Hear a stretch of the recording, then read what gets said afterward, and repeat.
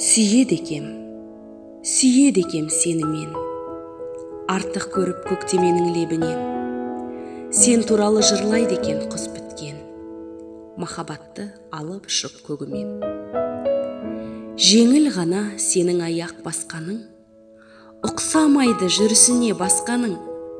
Сенің жайлап үн шығармай күлгенің, ұқсамайды күлкісіне басқаның. Сенің көзің қара демес, көк демес, ол бір ғажап жарқыраған оттелес.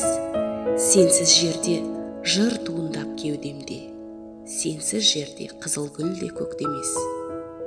Сен өзіңсің, сен сезімсің мендегі, күмбірлетіп жіберетін кеудені.